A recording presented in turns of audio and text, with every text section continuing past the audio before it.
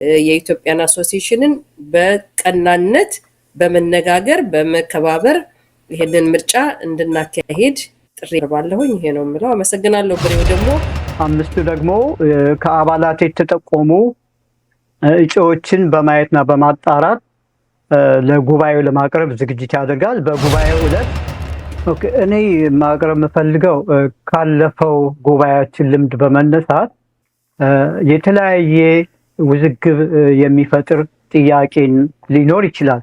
ያንን ጥያቄ በመናቀርብበት በመረጋጋትና በመስተጋገር ነው። በጣም አመሰግናለሁ። ምክንያቱም ይሄ ነገር ኮንሰርን ያደረገኝ በተለያየ ጉዳዮች ብዙ ኮሚኒቲዎች ጋር ሄዳለሁ።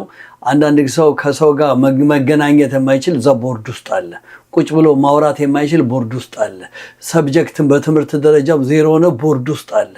እና ምንድነው ቦርዱ ፋንክሽን አያደርግም ማለት ነው። የጭቅጭቅ ቦርድ ይሆናል ማለት ነው። አንተ ለምታደርግ አንተም ትልቅ የኮሚኒቲ አስተዋጽኦ የምታደርግ ሰው ስለሆን ካጠገባችን ስለቆምክ ያው በስደተኞቹም ጊዜ አንተ ነበርክ ኤክስፖዠሩን የፈጠርከው። አንዳንድ ነገር በሚሆንበት ጊዜ ፕሮግራሞችንም ፕሮሞት በመናደርግበት ጊዜ አጠገባችን ስላለ እኔም ጥሬን ማቅረብ የሚፈልገው ለእያንዳንዱ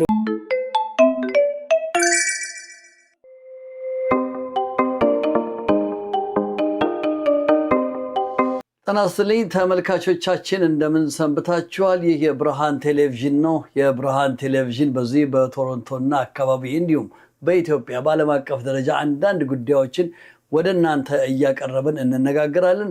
ዛሬ ደግሞ በኢትዮጵያ ማህበር በቶሮንቶና አካባቢው አፕሪል 26 2026 የፊታችን እሁድ በሚደረገው የምረጡ ወይ ደግሞ የምርጫ ስነ ስርዓትና በአጠቃላይ ስለ ሁኔታው ከኮሚኒቲው የቦርድ ፕሬዝዳንትና የቦርድ አባላቶች ጋር ውይይት አደርጋለሁ። በቅድሚያ ሁለታችሁንም ከልብ አመሰግናለሁ። ፕሬዝዳንቷ መሲ ያለች መሰረት፣ እንዲሁም ደግሞ ፋንታው አለ። ያንተ ኃላፊነት ህዝብ ግንኙነት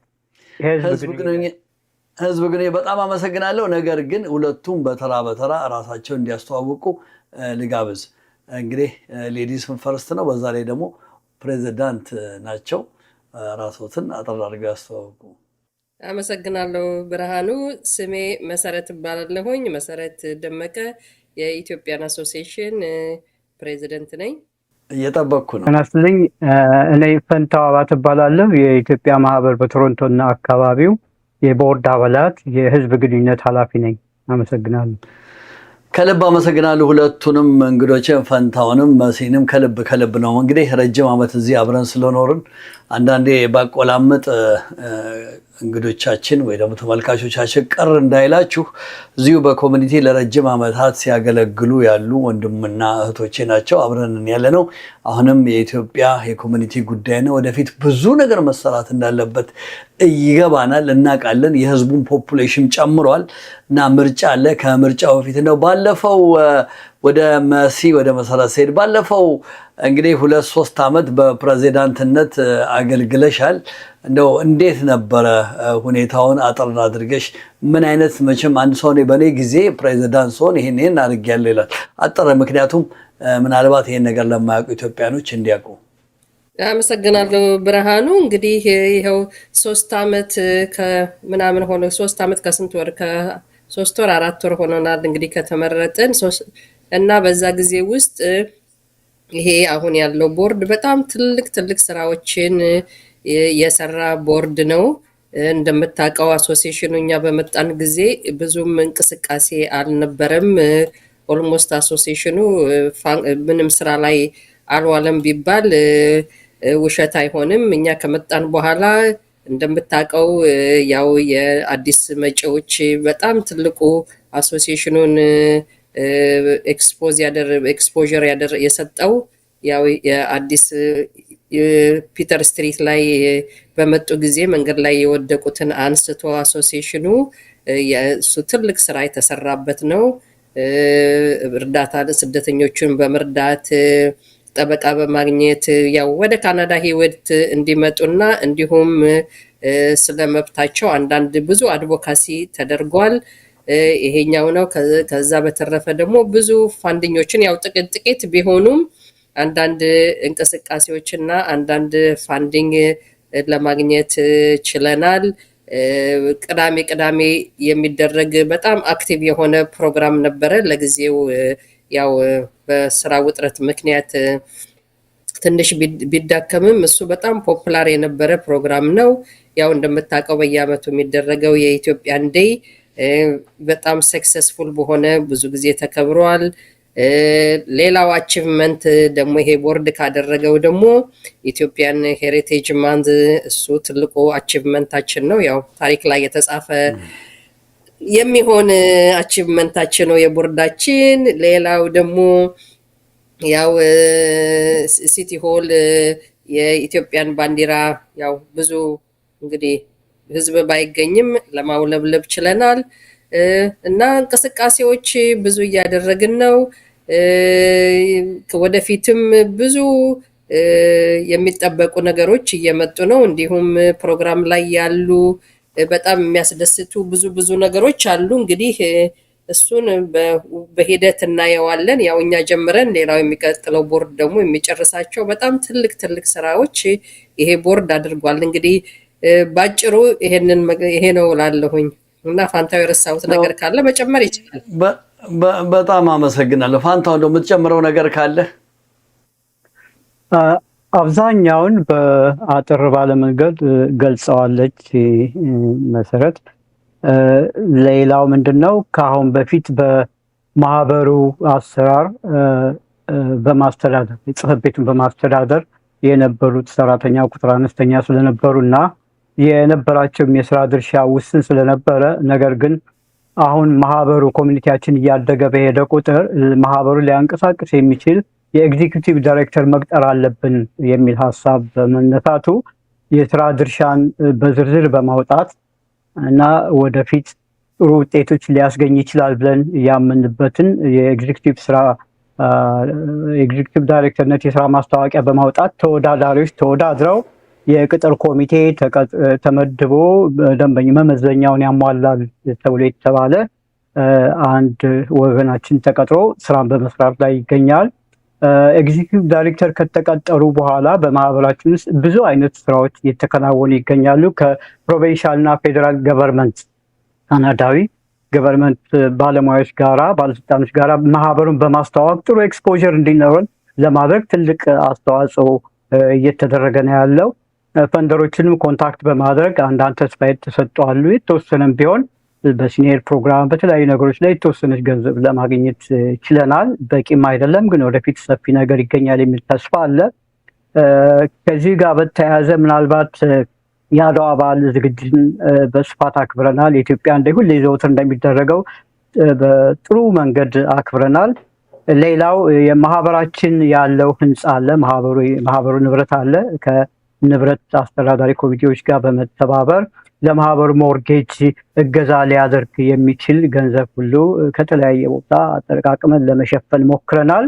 ከነሱም ጋር ጥሩ የሆነ የስራ ግንኙነት በመፍጠር ስራችን በማከናወን ላይ እንገኛለን እና ይሄ ነው በመጠኑ ያለ። ወደፊት ደግሞ አዲስ ለሚመጡት ቦርዶች እስከዛሬ ሰርተናቸው የነበሩትን ስራዎች በዝርዝር በማስረዳት እነሱ ቀጣይነት ኖሮት በማሻሻል ሊሰሩ የሚችሉበትን መንገድ ከነሱ ጋር ተመካክረን የምናስረክብበትን ጊዜ እየጠበቅን እንገኛለን። አመሰግናለሁ። አመሰግናለሁ። በጣም ጥሩ ማብራሪያ ነው። ሁለታችሁንም እያመሰገንኩኝ ነገር ግን የኢትዮጵያ ማህበር በቶሮንቶና አካባቢው ጂቲኤ ከ40 ዓመታት በላይ የተቀመጠ ያለ ድርጅት ነው። ብዙ ማህበረሰብ ኢትዮጵያኖች ብዙ ኮምፕሌንም የሚያደርጉ አሉ። አንዳንድ ሰዎች ከዚሁ እንግዲህ እንደ ሚዲያ የምንሰማውን ነው። ማህበሩን የግል ንብረት አደረጉት፣ እኛን አላንቀሳቀስ አሉን፣ እንዳንመጣ አደረጉን። ኢትዮጵያዊነትና የኢትዮጵያ ማህበርን የራሳቸው አድርገው የሚመለከቱ አሉ። በዚህ ጉዳይ ላይ እንደ ፕሬዚዳንቷ ምን ትያለሽ? እንግዲህ በዚህ ጉዳይ ላይ የኛ ቦርድ ከመጣ ጊዜ ጀምሮ ያው በሩ ክፍት ነው ለሁሉም፣ ሁሉንም ለማስተናገድ ሰርተናል እና ያ እንደዛ አይነት የነበረው ስሜት ይሄ ደግሞ ሁሉ ጊዜ ለረጅም ጊዜ የሚባል ጥያቄ ነበርና እሱን ለመቀነስ ብዙ ስራ ሰርተን ያው በሩ ክፍት ነው። ያው እንዳልከው እንግዲህ አንዳንድ ሰዎች ያው በልምድም ይሁን እንግዲህ እዛም አካባቢ በመሆን እንደዛ አይነት ስሜት ሊኖራቸው ያሉ ሰዎች ይኖራሉ። ይሄ እንግዲህ የሁላችንም ትግልና የሁላችንም ጥያቄ ነው። ሰው ግን ሩቅ ሆኖ እንትን ከማለት ከትችት ከማቅረብ ገብቶ ነገሮችን መቀየር ይችላል ብዬ አምናለሁኝ። እና የኔ የማምንበት ነገር ኢትዮጵያ የሁላችን እንደሆነች አንደኛው የበላይነት አንደኛው የበታችነት ወይም ምርጥ ዜጋ የሚባል ነገር የለም። የሁላችንም አገር ነች እና ኢትዮጵያን አሶሲዬሽን ደግሞ ትልቋ ኢትዮጵያ እንደመሆኗ ያው ኢትዮጵያዊነትን እና ኢትዮጵያዊነትን የሚያንጸባርቅ አመለካከት ያለው ሰው መቼም ጊዜ መጥቶ ተሳትፎ ማቅረብ አለበት። ሰዎች ለመተቸት ብዙ ነገር ይላሉ፣ ግን እንግዲህ በሱ አልስማማም። አመሰግናለሁ። ምናልባት ተጨማሪ ካለ ወይ እንግዲህ ይሄንን በተመለከተ የተለያዩ ሰዎች የተለያየ አስተያየት ሊሰጡ ይችላሉ። ዋናው ነገር እኛ የቦርድ አባል ሆነን ከተመረጥን በኋላ ወይም ደግሞ የቦርድ አባላት ዋናው የስራ አሰራሩ በቮለንተር በፈቃደኝነት የምንሰራ ሰዎች ስለሆን በማህበሩ ጋር በአቅማችን ልናከናውን የምንችላቸውን ነገሮች ዘርዝረን በማውጣት የአቅማችንን ለመስራት እየታገልን ነበርን። እየታገልን ወደፊት የሚመጣውን ቦርድ በዛ መልክ ነው የሚቀጥለው። በዚህ ሂደት ውስጥ ምናልባት ስህተት ካለ ቦርዱ በሚሰራበት ወቅት ስህተት ካለ ያንን ስህተት አንጥሮ በማውጣት አስተያየት በመስጠት ሊስተካከል የሚችልበት መንገድ ፍላጎት ያላቸው ግለሰቦች ካሉ ፊት ለፊት ቦርዱ ጋር መጥተው ሀሳባቸውን በማቅረብ በመወያየት ያን ነገር ማስተካከል የሚችልበት አጋጣሚ ሊኖር ይችል ነበር። እስካሁን ግን በዛ መልክ የቀረበ አባል አላገኘንም፣ ወይም ደግሞ ለቦርዱ የጠቆመ የለም። ባለፈው ጉባኤ ላይ በምንሰራበት ወቅት አስተያየት ተሰጠ፣ በአሰራራችን ላይ ማስተካከል የሚገባን ነገር ይኖራል በሚል እኛ ማምነንበት አስተካክለን አሁን ለሚቀጥለው ጉባኤ ለመቅረብ ዝግጅት አድርገናል። ከዛ ውጭ ግን በተለያየ መልክ በውጭ የሚነገሩትን ሀሳቦች ለቦርዱ ቀርቦ ቦርዱ አላስተካክልም ያለበት አጋጣሚም የለም። በጽህፈት ቤት በኩል ደግሞ የሚሰሩ ስራዎችን ሰራተኛ አለ። ሰራተኛው ከሄደው በመቅረብ ችግር ካለ ያንን ችግር በመወያየት መፍትሄ የሚገኝበት መንገድ አብረው በጋራ መሻት ይገባቸዋል። ከዛ ውጭ ግን ማህበሩ ማንንም የማያገል ሁሉንም ኢትዮጵያዊ በእኩልነት እያየ አገልግሎት የሚሰጥ ነው። የቦርድ አባላትም እንዳልኩት በቮለንተር አቅማችን በፈቀደ መንገድ ልንሰራ የተሰባሰብን ሰዎች ነን። ይሄ ፖለቲካ ድርጅት አይደለም፣ የኮሚኒቲ ማህበራዊ ድርጅት ነው እና በዛ በማህበር ውስጥ ስህተትና የማያሰራ ነገር አለ ብለው ካሰቡ መጥተው ሊጠቁሙና ሊነግሩን ይገባ ነበር። ወደፊትም ካለ ደግሞ የሚቀጥለው ቦርድ ጋር በመገናኘትና በመነጋገር በቅንነት ችግሩን እያስተካከሉ ለማህበራችን አስተዋጽኦ የምናደርግበትን መንገድ በጋራ መሻት ይገባል ብዬ አምናለሁ። ከልብ አመሰግናለሁ ሁለታችን። እንግዲህ ተመልካቾቻችን የኢትዮጵያ ማህበር በቶሮንቶና አካባቢ የፐብሊክ ሪሌሽን ከሆነው ጋር ከሰዓሊ ፈንታው ጋር ነው። በነገራችን ላይ ፈንታው የታወቀ በዚህ በኢትዮጵያ የታወቀ ሰዓሊ ነው። ብዙ ሰፖርት ያደርገናልም። እንግዲህ ተመልካቾቻችን አሁን እንደምትመለከቱት ከኢትዮጵያ ማህበር በቶሮንቶና አካባቢው ነው የሚባለው ጂቲኤ ከፕሬዚዳንት መሲና መሰረትና ከአርቲስት ፋንታው ጋር እየተወያየን ያለ ነው። አሁንም ከጥቂት ደቂቃ እረፍት በኋላ እንመለሳለን። ተከታተሉ።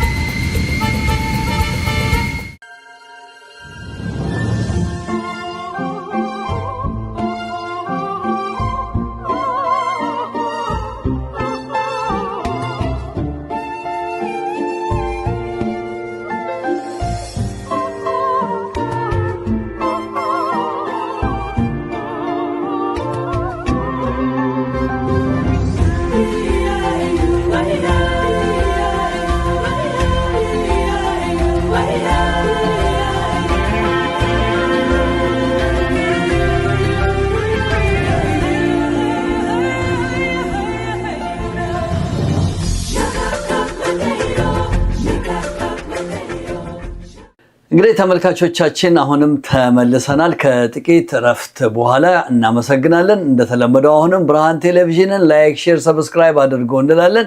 አሁን በቀጥታ ወደ ምርጫ ኤሌክሽን እንግዲህ ፕሬዝዳንት መሰረት ምርጫው ለሁለት ጊዜ ተቋርጦ በሶስተኛ ነው እንግዲህ አሁን አይ ቲንክ ትልቅ የሆነ ምርጫ ነው የሚካሄደው። እስኪ ስለ ምርጫው አስመራጭ ኮሚቴ እነማን ናቸው? ሁለታችሁም በተራ በተራ ከመሲ ልጀምር። ከመሰረት ቴንክ ዩ ብርሃኑ። እንግዲህ the third time is the charm እንደሚባለው ያው የሶስተኛው ሰክሰስፉል ይሆናል ብለን ተዘጋጅተን እየጠበቅን ነው። የምርጫ አስመራጭ ኮሚቴዎች እንግዲህ አቶ እስከማስታወሰው ድረስ አቶ ደምሳለ፣ አቶ ተክሌ፣ አቶ ባዩ ኪዳኔ፣ አቶ ፈንታው አለበት። ከዚህ ሌላ ያው ኤክዚኪዩቲቭ ዳይሬክተሩ እንደ ናን ቮቲንግ ሜምበር አለበት። እነዚህ ናቸው እንግዲህ አይ ቲንክ የረሳሁት ሰው የለም።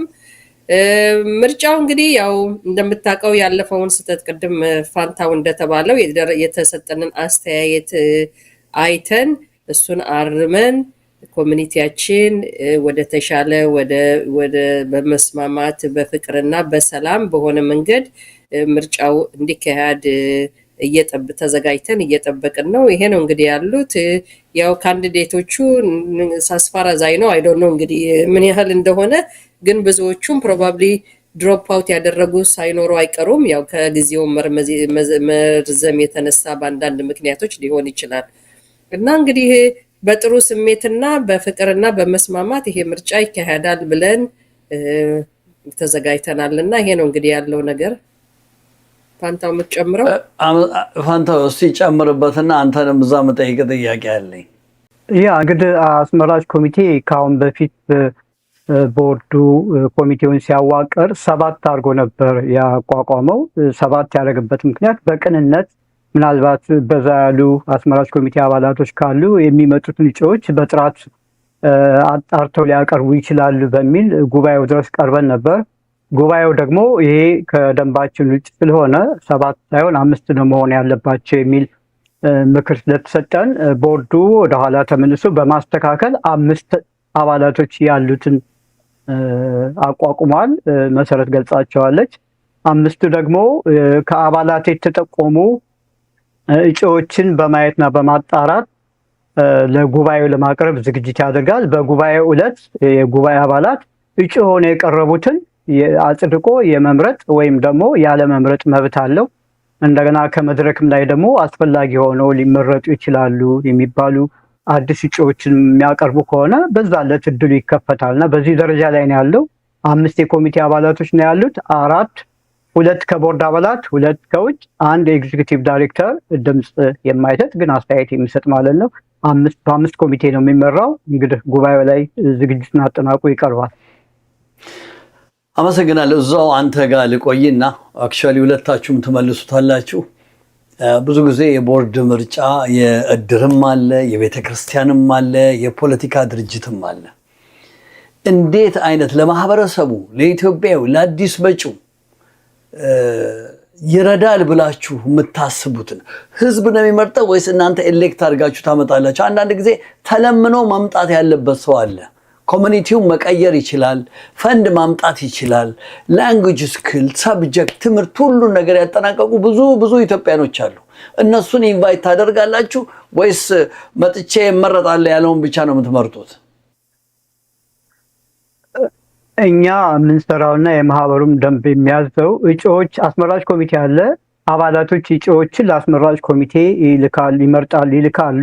አስመራጭ ኮሚቴ እነኛን ተመራጮች ያጣራል። ብቁ ናቸው ወይ፣ ደንቡን ያሟላሉ ወይ፣ የማህበርነት አባልነት አቋማቸው በደንቡ መሰረት ምን ያክል ጊዜ ነው ያገለገሉት፣ አባል ሆነው የሰሩት፣ ስራቸው እንዴት ነው፣ ትጋታቸው፣ ልምዳቸው፣ ከአሁን በፊት የነበራቸው ለማህበሩ ያደረጉት አስተዋጽኦ፣ በእውቀታቸው፣ በትምህርት ደረጃቸው፣ በስራ ልምዳቸው፣ በኮሚኒቲ ውስጥ መታወቃቸው ያንን እንደመመዘኛ በማየት አጣርቶ ለአጠቃላይ ጉባኤው ያቀርባል። አጠቅላላ ጉባኤው ግን ራሱ ይመርጣል። እኛ ያቀረብናቸው እጩዎች ድምፅ እንዲሰጥባቸው ስናቀርብ ብቁ አይደሉም ብሎ የመምረጥም ሆነ የመሻር መብት ያለው ጠቅላላ ጉባኤ ነው።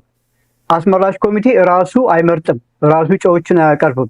አባላት የሚሰጡትን ነው አቅርቦ በመመሪያው መሰረት ብቁ ናቸው ብቁ አይደለም ብሎ የሚመዝነው። ብቁ ናቸው ብቁ አይደለም የሚለው መመሪያውን ያሟላሉ፣ ህጋዊ ናቸው ወይ? ህጋዊ ማለት 2 ዓመት በላይ ሞልቷቸዋል ለመመረጥ 1 ዓመትም ሆነ 2 ዓመት ስታትሳቸው ምን እንደሆነ አጣርቶ ጥራታቸው ብቃታቸው ለጉባኤው ያቀርባል። ጉባኤው ጋር የቀረቡትን ጉባኤው ነው የመሻርም የማጽደቅም መብት ያለው። ስለዚህ አስመራጭ ኮሚቴ ራሱ የሚመርጥ ሳይሆን ከህዝብ የተሰጠውን ከአባላት የተሰጠውን ጥቆማ ነው ይዞ የሚቀርበው። በዚህ መልክ ነው የተዘጋጀ ነው። በጣም አመሰግናለሁ። ምክንያቱም ይሄ ነገር ኮንሰርን ያደረገኝ በተለያየ ጉዳዮች ብዙ ኮሚኒቲዎች ጋር ሄዳለሁ። አንዳንድ ሰው ከሰው ጋር መገናኘት የማይችል እዛ ቦርድ ውስጥ አለ። ቁጭ ብሎ ማውራት የማይችል ቦርድ ውስጥ አለ። ሰብጀክትን በትምህርት ደረጃም ዜሮ ሆነ ቦርድ ውስጥ አለ። እና ምንድነው ቦርዱ ፋንክሽን አያደርግም ማለት ነው። የጭቅጭቅ ቦርድ ይሆናል ማለት ነው። እኛ የምንፈልገው 40 ሺህ 50 ሺህ 60 ሺህ 100 ሺህ እየሆነ የመጣ የኢትዮጵያ ማህበረሰብ በምን አይነት መንገድ በቦርድ ይመራ፣ ምን አይነት ስራ ይሰራ የሚለውን ጥያቄ ለመመለስ ቦርድ ውስጥ ፋንክሽን ማድረግ የሚችሉ የሚሰሩ ሰዎች ከውጭ፣ ይሄ ካናዳ ነው ኢትዮጵያ አይደለም፣ ከጓደኛ ከሃይማኖት ከምናምን ውጭ ሆኖ ኮሚኒቲውን እንደ ኮሚኒቲ እንደ ኢትዮጵያዊ ባክግራውንድ ኮሚኒቲ ከዘር ነፃ እንዳልኳችሁ የሚሆን እንዲሁም ብልዬ ነው እንደዚህ አይነት ጥያቄ የምጠይቃችሁ። እንደው በዚህ ላይ ምናልባት መሲ አስተያየት መስጠት ትችላለሽ? እኔ መስጠት የምፈልገው አስተያየት አሁን አንተ ያልከው ስራ ልምድ ያላቸው ትልቅ አስተዋጽኦ ኮሚኒቲውን የመቀየር ችሎታ አላቸው እና እነዚህ ሰዎች ቦርድ ላይ ቢገቡ ብለህ ለጠየቅከው ጥያቄ ይሄ በጣም ትልቅ ምኞት ነው። ለምን አሁን ባለንበት ሁኔታ ይብን አስመራጭ ኮሚቴውም እንኳን ያው ራሳቸውን ኖሚኔት አድርገው ያቀረቡትን ሰዎች አይ ቲንክ እኔ አስፋራዛይ ነው አውቶማቲካሊ ነው እንጂ አፕሮቭ ያደረጋቸው ይሄንን ተመልክቶ ሪጀክት ያደረገ አይመስለኝም። ለምን ብዙ ላግዠሪ እና ብዙ እንትን የለንም። ሰዎች እንደምታውቀው ያው የኮሚኒቲ ውስጥ በቀና መተው እናገለግላለን ያሉ ሰዎች እንግዲህ ባለው አንዳንድ ችግሮች የተነሳ እኔ እንደዚህ አይነት ጭቅጭቅ ውስጥ እንደዚህ አይነት ነገር ውስጥ አልገባም ብለው ብዙ ያፈገፈጉ አሉ። እሱ እንዳለ ሆኖ ግን ያው ፋንታው እንዳለው አይ ቲንክ አስመራጭ ኮሚቴው ያው እነዚህ ሰዎች ኮንስቲቱሽን የሚለው የምዝገባ ቀናቸውን ያሟላሉ ወይ ለመመረጥና ለመመረጥ በቂ ናቸው ብሎ ያንን ጀነራሊ ይገመገማል እንጂ አንተ ተመራጭ አይደለንም ሪጀክት እናደርጋለን ብሎ ስክሪን አውት ያደረገ አይመስለኝም። ሆፕፉሊ እንግዲህ ኮሚኒቲው የተሻለ ደረጃ የተሻለ እድገት ላይ የመስማማት ላይ የአይምሮ ንቃት በሚደርስ እዛ ቦታ ላይ በሚደርስበት ጊዜ እንደዚህ አገለግላለሁ። በጣም ብዙ ኮሚኒቲውን በጣም መቀየር የሚችሉ ሰዎች አሉ፣ ግን ወይ ሜምበር አይደሉም ወይ አይመጡም። እነሱን እንግዲህ የግዴታ ግቡ ብሎ ለመግፋት በጣም አስቸጋሪ ነው። ብዙ ሰዎችም ጠይቀን ያው ያልተቀበሉ ሰዎች አሉ ይሄን ጥያቄ እና የኮሚኒቲ ስራ ቀላል ስራ አይደለም። ግን ሰው ኮሚኒቲን አገለግላለሁ ብሎ በሚመጣበት ጊዜ ሌሎቻችንም ድጋፍ እናደርጋለን እና ትግል ይኖራል። አንዳንድ ወደ ታችና ወደ ላይ መውረድ አንዳንድ አስቸጋሪ ነገሮች ሊኖሩ ይችላሉ። ግን እነዛ ሰዎች ቢመጡ ሌሎቻችንም ደግፈን ኮሚኒቲውን ወደ ተሻለ ቦታ ለማድረስ እንችላለን የሚል አመለካከት ነው ያለኝ። እንግዲህ ያው ይመጣሉ ብዬ አምናለሁ። ሁለት ይመጣሉ። እንግዲህ መቼም እየጨረስን ነው። ፋንታው ከምን እንጠብቅ? ከዚህ በፊት የመጀመሪያው ላይ ትንሽ ግርግር ነበረ። እንደው ምን እንጠብቅ? መልእክትስ ምን ታስተላልፋለህ? ኦኬ፣ እኔ ማቅረብ የምፈልገው ካለፈው ጉባኤያችን ልምድ በመነሳት የተለያየ ውዝግብ የሚፈጥር ጥያቄ ሊኖር ይችላል። ያንን ጥያቄ በምናቀርብበት በመረጋጋትና በመተጋገዝ በጽሞና ስርዓት ባለው መንገድ ሀሳብና ጥያቄ ማቅረብ፣ በውይይቱ ላይ በጉባኤው ላይ ደግሞ ምናልባት መድረክ ላይ የሚቀመጡት የቦርድ አባላት ደግሞ ለዛ መልስ አጥጋቢ መልስ እስኪሰጡ ድረስ በትዕግስትና በመደማመጥ ውይይቱን ማካሄድ ያስፈልጋል ብዬ አስባለሁ። ማንም ሰው ወይም የማህበሩ አባላት ኮንሰርንድ የሆነበትን ጥያቄ የመጠየቅ መብት አለው። ማንም አባል ደግሞ ወይም ደግሞ የቦርድ አባል ሊያግድ የሚችልበትም እድል የለም። ያንን ውይይት ላይ የቀረበ ጥያቄ ካለ ከአባላት የቀረበ የቦርድ አባላት የመመለስ መብት አላቸው፣ ችሎታም አላቸው። ሆኖም ግን ውይይቱ ስርዓት ባለ መንገድ በጽሞና በመደማመጥና በመተጋገዝ እንዲካሄድ እመኛለሁ። በዛ መልክም ይሆናል ብዬ አስባለሁ። ለምን አብዛኛው በአባልነት ጉባኤ ላይ ይመጣል ብዬ የማስበው ረጅም ዓመት በማህበሩ ውስጥ ተሳታፊ የነበረ በተለያየ መንገድ በአባልነትም በቦርድ አባልነትም በተለያዩ ንዑስ ኮሚቴዎችም ውስጥ ያገለግሉ የነበሩ ሰዎች ናቸው ይመጣሉ ብዬ የማስበው። እነኚህ ደግሞ ለማህበሩ የወደፊት እድገት የሚያስቡ ቅን አሳቢዎች እንጂ ማህበሩ ለማፍረስ ማህበሩ ችግር ላይ ይወድቃል ብለው የሚያስቡ ሰዎች ይኖራሉ የሚል ግምት የለኝም። ስለዚህ ውይይቱ በስነ ስርዓትና ጥያቄና መልሱ ደግሞ በተረጋጋና ተገቢ በሆነ መንገድ ውይይትና ጥያቄዎች እየተነሱ በዛ መልክ ቢካሄድ የተሻለ ነው ብዬ አስባለሁኝ። በእርግጥም ካለፈው ልምድ በመነሳት ጥሩ ውይይት ይካሄዳል ብዬ እመኛለሁ። መሲ አንቺስ ምን ትያለሽ? እንደ የመጨረሻ እድል ማመስገን የፈለጋችሁትን ታመሰግናላችሁ። እኔም ከፋንታው ጋር የተለየ አመለካከት የለኝም።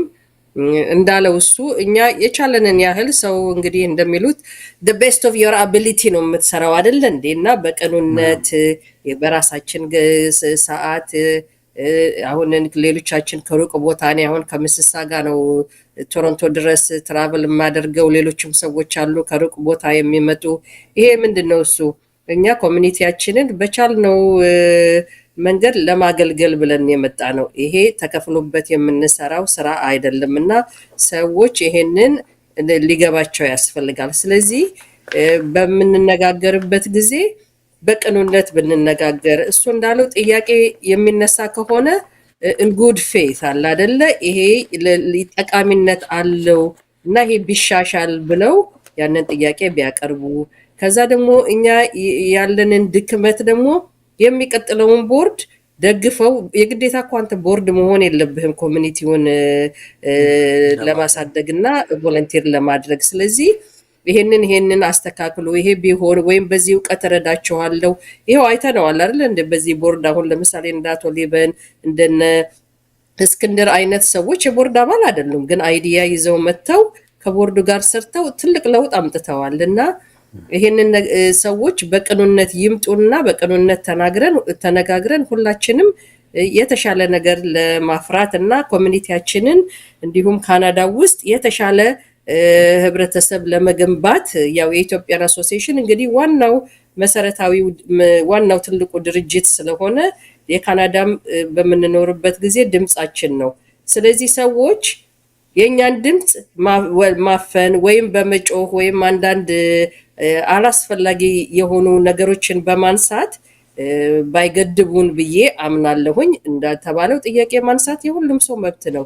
ግን ጥያቄ ተነስቶ ደግሞ ተነጋግረን ወደ እድገትና ወደ ለውጥ የምንመጣበት መንገድ ቢሆን የተሻለ ነው ብዬ አምናለሁኝ። ስለዚህ እያንዳንዱ ህብረተሰብ ኢትዮጵያዊ የሆነ እዚህ ነዋሪ የሆነ ግዴታው ነው እና ካናዳ ውስጥ በምትኖርበት ጊዜ የተደራጀ ህብረተሰብ ካልሆንክ ዝም ብሎ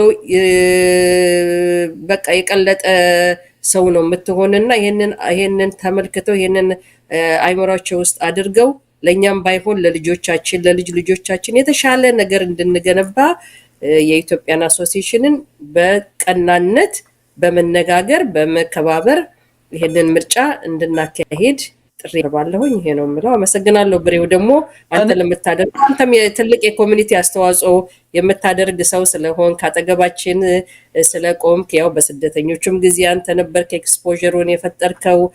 አንዳንድ ነገር በሚሆንበት ጊዜ ፕሮግራሞችንም ፕሮሞት በምናደርግበት ጊዜ አጠገባችን ስላለ እኔም ጥሬን ማቅረብ የሚፈልገው ለእያንዳንዱ ህብረተሰብ እንዳንተው ያው የቻሉትን እንግዲህ አንዳንድ ብሪክ እያንዳንዱ ሰው አንዳንድ ድንጋይ ካስቀመጠ ቤቱ በደንብ ይሰራል ማለት ነውና ይሄን ለማለት ነው የምፈልገው። እንደ በነገራችን ላይ ሁለታችሁ ልጠይቃችሁ፣ የዛን ቀለታ ብርሃን ቲቪ መቅረጽ ይችላል? ከባድ ጥያቄ ነው። ከባድ ጥያቄ አይመስለኝም። በኮሚኒቲያችን ውስጥ ያላችሁ የቴሌቪዥን ጣቢያዎች አላችሁ። በማህበር ውስጥ የሚደረጉ እንቅስቃሴዎችን የመቅረጽ የማስተላለፍ መብት ይኖራቸዋል። ይሄ ግን ስፔሲፊካሊ የአባላት ጠቅላላ ጉባኤ ነው። ጠቅላላ ጉባኤ ላይ አሁን የተለያየ ቦታም ካየ የሚደረገው ምናልባት መግቢያ ላይ ለዜናቸው ሊሆናቸው የሚችል ኢንፎርሜሽን ሊኖራቸው ይችላል። ዝርዝር የጉባኤው ውይይት ጋር ግን ሌሎች ሚዲያዎች እንዲቀረጹ አይደረጉም። ነገር ግን በዜና መልክ ዝም ብሎ ለማስተላለፍ የሚቻልበት መንገድ ይኖራል። ዝግጅቱ ግን ጉባኤው ግን በዶክመንት እንዲሆን ማህበሩ በሚያዘጋጀው በራሱ የውስጥ ሪካርዲንግ ሲስተም በፎቶግራፍ እና በቪዲዮ የሚደገፉ ዝግጅቶችን የመቅረጽ ኃላፊነት አለበት። ሚዲያዎች ግን ገብተው ዝግጅቱን የመቅረጽ እንትናቸው አይ ቲንክ ገና እኛም እንነጋገርበታለን። ዛሬ ያለን የምንነጋገርበት ይመስለኛል። በይበልጥ ግን የምንመርጠው እንግዲህ ጠቅላላ የቦርዱ አቋም ይመስለኛል። በዛለት የጠቅላላ ጉባኤ የውስጥ ውይይት በሙሉ በማህበሩ ዶክመንት ተደርጎ መቀመጥ እንዳለበት ይታመናል። የውጭ ሚዲያዎች ግን መሳተፍ አለመሳተፋቸውን ዛሬ በነገራችን ላይ ፋንታው፣ እኔ ብዙ የኮሚኒቲ ስብሰባ ብዙ ቀርጫለሁ። እኔ እንኳን የምኖርበት አካባቢ የስሪላንካ ምርጫ ላይ ምንም የሚደበቅ ነገር የለም። ኢትስ ኤሌክሽን ገብቷል። ሰው ራሱን መገደብ ያለበት አግሬሲቭ ከመሆን አግሬሲቭ የሚኮንበትም ቦታ አይደለም። ሁላችንም እዛ ቦታ የምንመጣው ለወገናችን ነው። ለምሳሌ እንደ ብርሃን ቴሌቪዥን ከወሰድክ የ20-30 ሺህ ዶላር ኢኩፕመንት አምጥቼ ኮሚኒቲ ሊታገዝ ተብሎ ነው። ከዛ ውስጥ ግን እኛ ቪዲዮ በምንቀርጽበት ጊዜ እዛ አካባቢ ያለ ሰዎች አክታቸውን ወይ ደግሞ አክሽናቸውን ገድበው በስነ ስርዓት እዚህ ሀገር ብዙ አመት ተቀምጠናል። ጥያቄዎች ቢጠየቁ ለሌሎችም ለኮሚኒቲውም ለሀገርም ለመማማርም ይጠቅማል በሚል ነው እንጂ እኛ እንደ ብርሃን ቴሌቪዥን ወይ ደግሞ ሚዲያዎች በዚህ ምንም ቤኔፊት ትርፍ የምናገኝበት ነገር የለም። እንደውም ኪሳራ ነው። ኪሳራው ምንድነው? ከአንዳንድ ከወገኖቻችን ጋር እንጋጫለን። ኮሚኒቲ እናገለግላለን ብለን ነው የመጣ ነው። እንግዲህ የተቀረጸ ደግሞ ባለፈው አውጥተናል። አም ሶሪ ያወጣንበትም ምክንያት ማህበረሰቡ እንዲማር ነው። ደግሞ ተምሯል። ይሄም አለ እንዴ ብሎ ነው የተማረው። ስለዚህ አሁንም እድሉን ለእናንተ ነው የምንሰጠው። ፈቃደኛ ከሆናችሁ ኢሜል አድርጉልን። የስ ኦር ኖ እኛ እንደ ሜምበር እመጣለሁ። ምንጠይቀውም ጥያቄ ይኖራል። ግን ይህን ነገር ኦፕን አድርጉት። ዲሞክራት ሌላ ቦታ ይቀረጽ ምናምን የሚባለው ነገር የለም። ይቀረጻል፣ ሁሉ ቦታ ይቀረጻል። ምናልባት እኛ ኮሚኒቲ ይሄ ምንድነው ባለፈውም ጊዜ አስተላልፋችኋል፣ መታችሁ ሪከርድ አድርጋችኋል። ሆኖም በአባላት ጋር በተለያየ መልክ የተለያዩ ስሜቶችና አስተያየቶች ስለተሰጡ አሁን እኛ ማድረግ ያሰብነው ምንድነው የቦርድ አባላት የማህበራችን ደንብ ይሄን በተመለከተ ምን ያዝዳል፣ ምንድነው ማቅረብ ያለብን ማድረግ ያለብን፣ የምንፈቅደው ነገር ምንድነው ወይስ የምንገድበው ነገር ይኖራል የሚለው ለመወያየት ዛሬ ቀጠሮ ይዘናል። ዛሬ እንወያያለን። የቦርድ አባላት አስፈላጊ ነው መኖር አለባቸው ባይሎላ አለ ደንባችን። አሁን ያንን ደንባችንን ቁጭ ብለን ልንነጋገር ነው ለዛሬ እንትን ያለው እና ከዛሬ ላይ የምንወስንበት አጋጣሚ ስለሚኖር ያን ከዛ በኋላ ማሳወቅ እንችላለን። በዚህ ደረጃ አሁን እናመሰግናለን። እንደው ተመልካቾቻችን ያው መወያየት ስላለብን ሁሉን ነገር በግልጽ ነው የተወያየ ነው።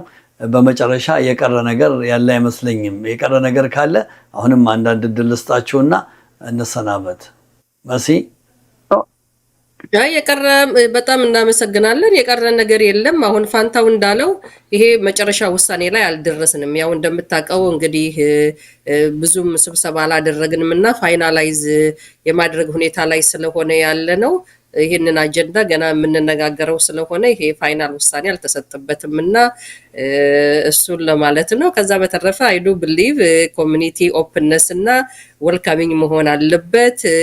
ሲቪላይዝድ ሆነን ከተነጋገረን ምንም የሚያስደብቀን ምንም ሚዲያን የምንፈራበት ምክንያት የለም። ስለዚህ እሱን ያው ኪፕን ማይንድ ለማለት ነው። ከዛ በተረፈ እሁድ ሁሉም ሰው ግዴታውን ተወጥቶ ሰዓቱን እና አድራሻው 71 ጎፍ ጋውፍ እንግዲህ አይታወቅም እንደሆነ ፕሮናውንሴሽኑ ፔፕና ዳንፎርዝ አጠገብ ያለው አዳራሽ በፊት ስብሰባ የተካሄደበት 1 ብሎክ ዌስት ኦፍ ፔፕ ነው። ዳንፎርዝ እዛ ጋር ቤተክርስቲያን አለ። ወደ ውስጥ ገባ ብሎ 71 ነው። ሰዓቱ 3 PM ላይ ነው። ያው እንግዲህ ሻይ ቡና ይኖራል። ከቤተክርስቲያን መልስ በኋላ ሁሉ ሰው በቀና መንፈስ በተቀደሰ መንፈስ መጥቶ ተነጋግሮ ኮሚኒቲያችንን ጥሩ ሰዎችን መርጦ እኛ የሰራነውን ስራ እንደገና 10 እርምጃ የሚያራምዱ ሰዎችን ያስገባል ብለን ምኞታችን ነውና እሁድ እንገናኝ። ሁላችሁም እንድትመጡ ጥሪ ተደርጎላችኋል። ሜምበርም ያልሆናችሁ ሰዎች መታችሁ ማየት ትችላላችሁ። ያው የማትችሉት መምረጥና መመረጥ ነው እንጂ የማትችሉት ገብታችሁ የማየት መብታችሁ የተጠበቀ ነው። ይሄ የካናዳ ኮንስቲቲዩሽን ኮንፈርም የሚያደርግላችሁ ነውና ይሄ ዝግ የሆነ እንትን አይደለም። it's not a private club, it's a non-profit organization ኢትዮጵያውያኖችን ቶሮንቶ ሪፕሬዘንት የሚያደርግ ድርጅት ነውና keep in mind ይሄንን ለማለት ነው። በጣም አመሰግናለሁ። ሁላችሁንም እሁድ እናያችኋለን። ፋንታው ያ እንግዲህ ለማስረገጥ የምፈልገው ሰዓቱን ነው። ሁልጊዜ ባለፈው ጊዜ 2 o'clock 1 o'clock ስለነበር አሁን ግን 3 o'clock ላይ እንደሚጀምር እሱን አስረግጬ መናገር ፈልጋለሁ። ሌላው እንግዲህ ስለ አባላት ተሳትፎም ሆነ ስለ ጉባኤ አካሄድ ሞር ተጨማሪ መመሪያ ለመስጠት ዛሬ ውይይት ስለምናደርግ የቦርድ አባላት ያንን እናሳውቃለን። በተረፈ ብርሃን ስላቀረብክልን ቃለ መጠይቅ በጣም እናመሰግናለን። ስለ ትብብርም ሁሉ ከፍተኛ ምስጋና እናቀርባለን። እንግዲህ ተመልካቾቻችን ሁለቱም እንግዶቻችንን በዚሁ ስራ እያጠናቀቅን የህዝብ ግንኙነትን ፋንታውንና ፕሬዝዳንት መሲን ከልብ ነው ማመሰግነው። እንግዲህ የፊታችን እሁድ በሚደረገው የምርጫ ስነ ስርዓት ላይ ሁላችንም ዲሲፕሊን በተሞላበት መንገድ እንደ ኢትዮጵያዊ ባህል የተማረ የሚሰራ ኮሚኒቲውን ለ2-3 ዓመት ያገለግላል የምትሉትን መርጣችሁ ወደፊት ኮሚኒቲው የሚሄድበትን ወደፊት የሚጓዝበትን እንትን እንድንል እንጠይቃለን። እኔ ብርሃኑ ነኝ ከብርሃን ቴሌቪዥን። መሲና ፋንታውን ከልብ ነው ማመሰግነው። ጤና ይስጥልኝ። እግዚአብሔር ይስጥልን። ለጊዜያችሁ እናመሰግናለን። Thank you.